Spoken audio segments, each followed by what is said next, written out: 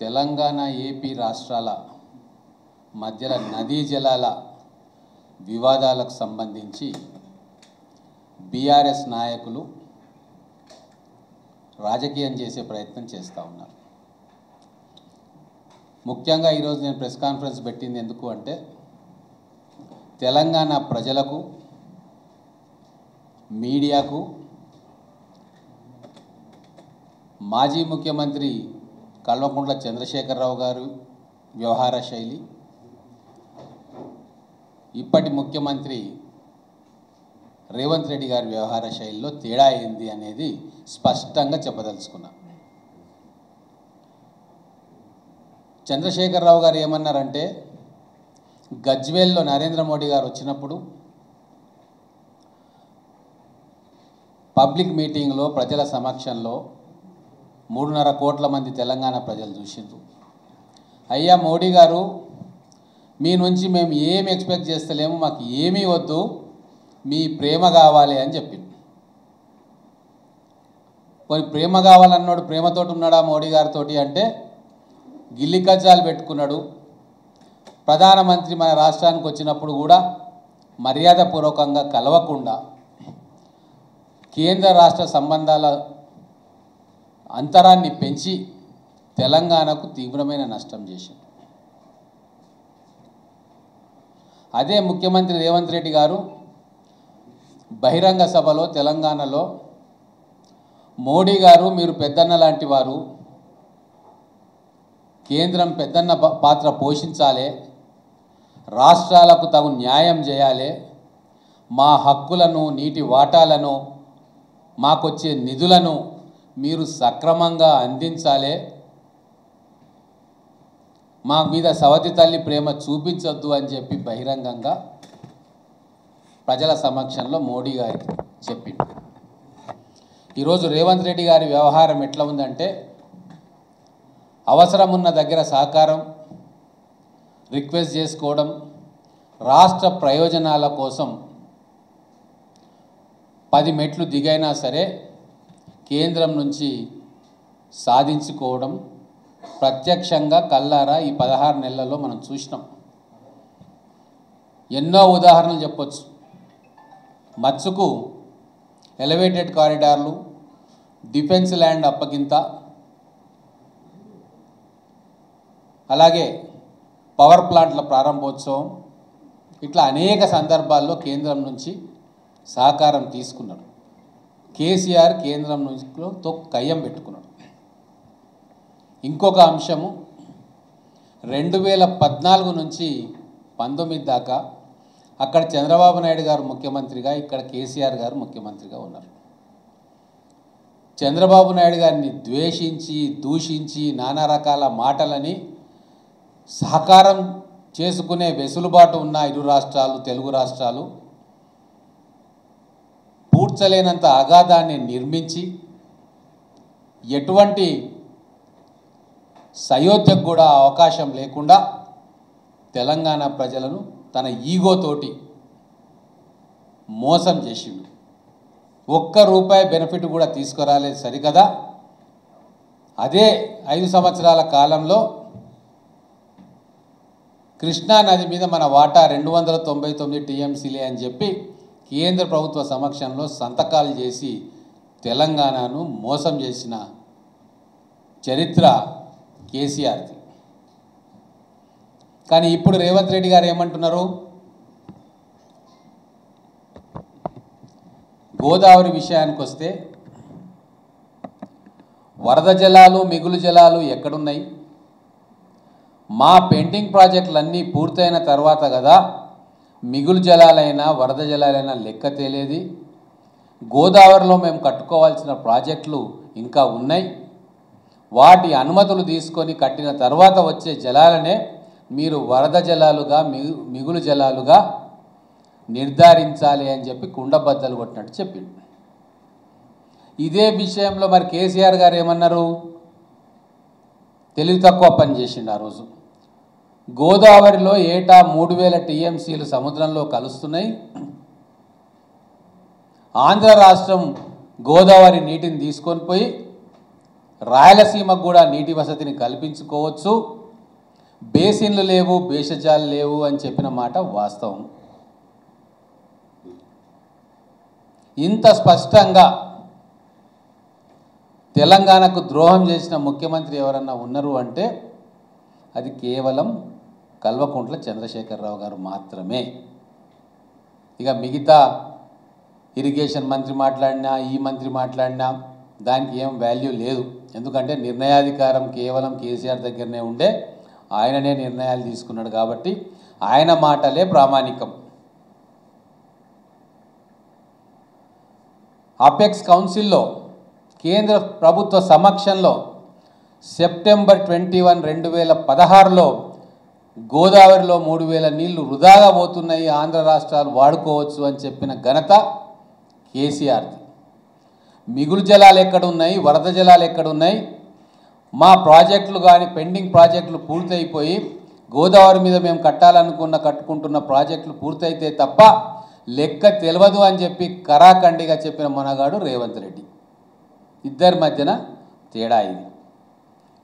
సరే, చంద్రబాబు నాయుడు గారి టైం పరస్పరం దూషణలు ద్వేషంతో గడిచిపోయినాయి. కానీ 2019లో కేసీఆర్ కనుసన్నల్లో ఉండే జగన్ రెడ్డి ముఖ్యమంత్రి అయిండు కదా. మరి అప్పుడైనా మనకు రావాల్సిన వాటాను ఇరు రాష్ట్రాలు పరస్పరం కూర్చొని తెలంగాణకు జరిగిన అన్యాయం ఏంది, కట్టాల్సిన ప్రాజెక్టులు ఏంది అని చెప్పి కూలంకషంగా చర్చించి ఆ రోజు కేసీఆర్ ఒక మాట అంటే జగన్మోహన్ రెడ్డి వినేటోడు. ఎందుకంటే అందరికీ తెలుసు ఎవరి మద్దతుతోటి, ఎవరి కట్టడితోటి జగన్మోహన్ రెడ్డికి వెసులుబాటు దొరికి అక్కడ గెలిచిండో అందరికీ తెలుసు. ఎన్ని మూటలు హైదరాబాద్ నుంచి అక్కడికి పోయినాయో, ఇక్కడ పోలీసు యంత్రాంగాన్ని ఉపయోగించుకొని అక్కడ ఉన్న ఈయన ప్రత్యర్థిని ఎట్లా కట్టడి చేసిండో, ఈయన మిత్రుడైన జగన్మోహన్ రెడ్డి గారికి ఎటువంటి సేవలు అందించిండో స్పష్టంగా తెలంగాణ, ఆంధ్ర ప్రజలందరికీ తెలుసు. కృతజ్ఞతాపూర్వకమైన భావనతో ఉన్న జగన్మోహన్ రెడ్డి గారు ఆ రోజు కేసీఆర్ గారు ఏం చెప్పినా వింటుండే. కానీ ఏం చేసిండు కేసీఆర్? ఇది తెలంగాణ ప్రజలు గమనించాలి. 25 ఎంపీ సీట్ల కోసము 250 టీఎంసీలను అమ్ముకున్నాడు కేసీఆర్. దేనికోసము? ఈయన ప్రధానమంత్రి కావాలి, దేశంలో చక్రం తిప్పాలి అన్న ఒక దురాలోచన, దుర్మార్గమైన ఆలోచనతోటి తెలంగాణ ప్రజల హక్కులను తాకట్టు పెట్టిన దౌర్భాగ్యమైన పని చేసిన వ్యక్తి కేసీఆర్. ఇక్కడ 17 సీట్లు, అక్కడ 25 సీట్లు, మహారాష్ట్ర, ఒరిస్సా అక్కడ అంతా కలిపి అక్కడ 10 సీట్లు, మొత్తానికి ఒక 50 పార్లమెంట్ సీట్లను నేను తీసుకొచ్చుకొని 2024 పార్లమెంట్ ఎన్నికల్లో బేరమాడుకొని ప్రధానమంత్రి కావాలి అన్న ఒక నీచమైన ఆలోచన చేసుకుంటూ తెలంగాణ ప్రజల నీటి హక్కులను తాకట్టు పెట్టిన చరిత్ర కేసీఆర్ది. ఇది తెలంగాణ ప్రజలు గమనించాలి. అలాగే ఇంకొక తేడా, మా పాలమూరు సంబంధించింది, రంగారెడ్డి, నల్గొండ జిల్లాలకు సంబంధించింది. మేము ఉద్యమాలు చేసి కొట్లాడిన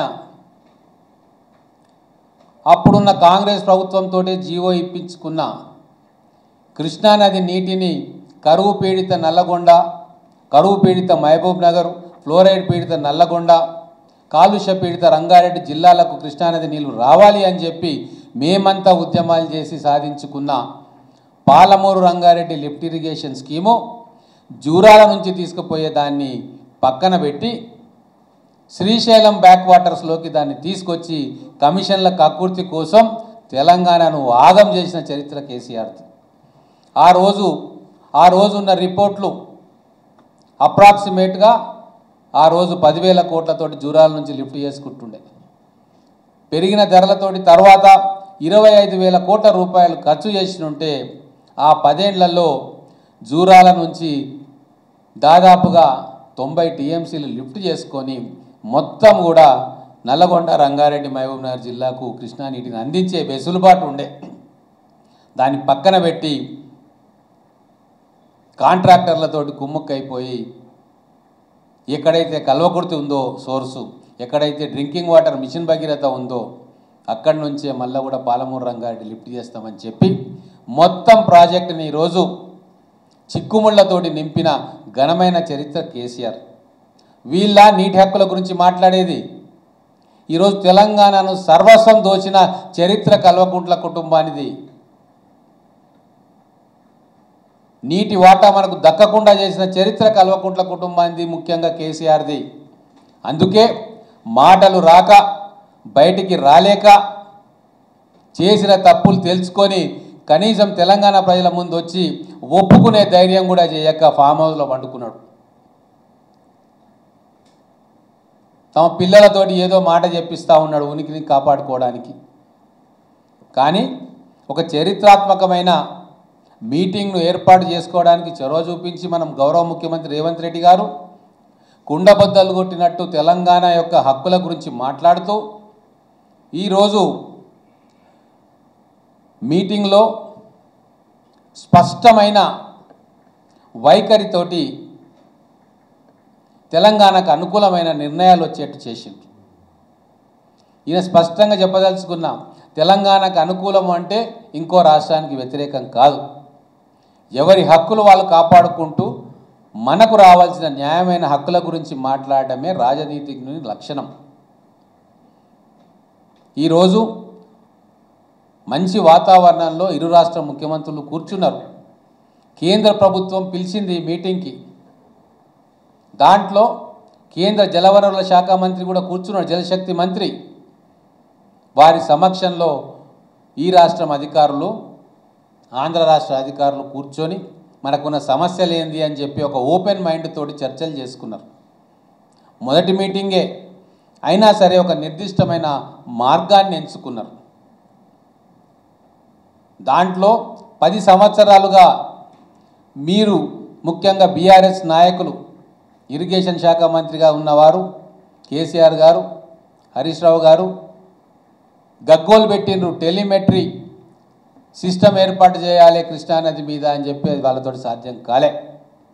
కానీ ఈరోజు అధికారికంగా కేంద్ర ప్రభుత్వం మధ్యవర్తిత్వం చేస్తున్న సందర్భంగా టెలిమెట్రీ ఎక్విప్మెంట్ మొత్తం కూడా కృష్ణానది మీద ఉన్న ప్రాజెక్టుల మీద పెట్టాలి అని చెప్పి ఒక చరిత్రాత్మకమైన నిర్ణయం తీసుకున్నారు. ఇది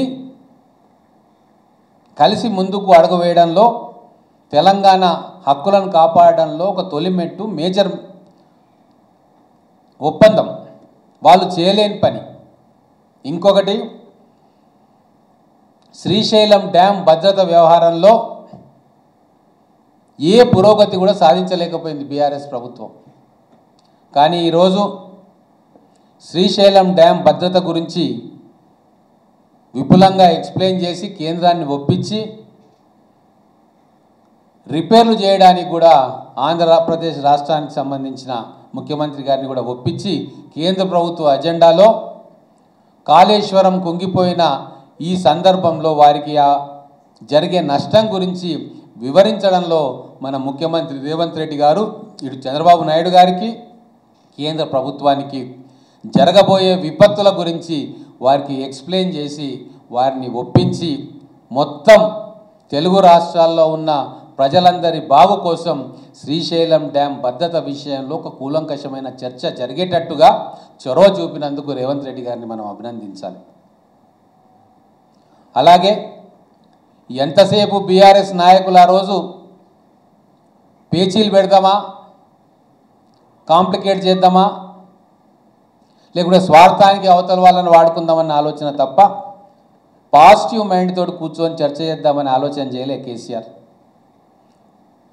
ఈరోజు కృష్ణా గోదావరి జలాల సమర్థ వినియోగానికి, చిక్కుముళ్లను విప్పుకోవడానికి, సమస్యలను ఐడెంటిఫై చేయడానికి కేంద్ర ప్రభుత్వ సమక్షంలో ఇరు రాష్ట్రాలకు సంబంధించిన అధికారులు, నిపుణులు, కేంద్ర ప్రభుత్వానికి చెందిన అధికారులు, నిపుణులు కూర్చొని ఒక కమిటీగా ఏర్పడి చాలా తొందరలో అవన్నీ ఐడెంటిఫై చేసి ఒక పాజిటివ్ వేగా ముందుకు పోవాలి అని చెప్పి ఆలోచన చేసి ఆ కమిటీ ఏర్పాటుకు నిర్ణయం జరిగింది. ఇవి వాస్తవం చెప్పాలంటే సమస్యలను పరిష్కరించాలన్న ఆలోచనతోటి కొనసాగుతున్న ముఖ్యమంత్రి గారి వైఖరికి ఈ నిర్ణయాలన్నీ కూడా తొలి విజయంగా భావించవచ్చు. 10 సంవత్సరాల బీఆర్ఎస్ దుర్మార్గమైన పరిపాలనలో రాష్ట్రం కోల్పోయిన నీటి వాటాని, హక్కులను మళ్ళీ తిరిగి పొందడానికి ఇది మొదటి మెట్టుగా, తొలి మెట్టుగా మనం భావించాలి. తెలంగాణ ప్రజలు కూడా అర్థం చేసుకోవాలని చెప్పి నేను కోరుకుంటా ఉన్నా.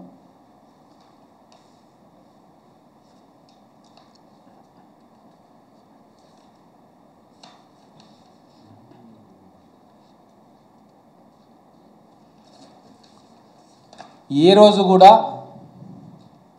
రేవంత్ రెడ్డి గారు తెలంగాణ నీటిని సీమాంధ్రకు మళ్ళిస్తామని చెప్పలే. ఆ మాట అన్నది ఎవరు? కేసీఆర్. ఎందుకన్నాడో కూడా నేను ఇదివరకే చెప్పిన, అసెంబ్లీలో కూడా చెప్పడం జరిగింది. ప్రధానమంత్రి పీఠం కోసం 250 టీఎంసీలను 25 ఎంపీ సీట్ల కోసం అమ్ముకున్నాడు కేసీఆర్. కానీ రేవంత్ రెడ్డి గారు ఢిల్లీలో చక్రం తిప్పాలన్న ఆలోచన ఆయనకు లేదు. ఏదో కేంద్రంలో పదవులు వెలగబెట్టాలన్న ఆలోచన అసలే లేదు.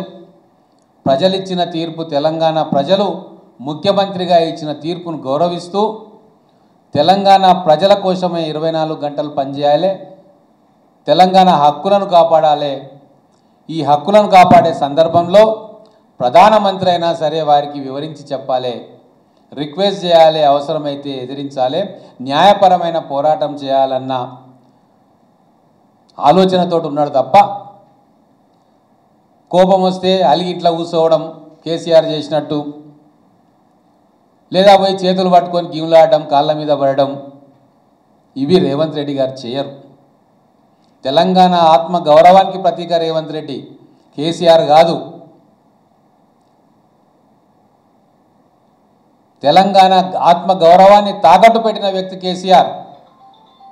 మోడీ గారి దగ్గర తాకట్టు పెట్టిండు, చంద్రబాబు నాయుడు గారి దగ్గర తాకట్టు పెట్టిండు, జగన్మోహన్ రెడ్డి గారి దగ్గర కూడా తాకట్టు పెట్టిన ఘనమైన చరిత్ర కేసీఆర్ది.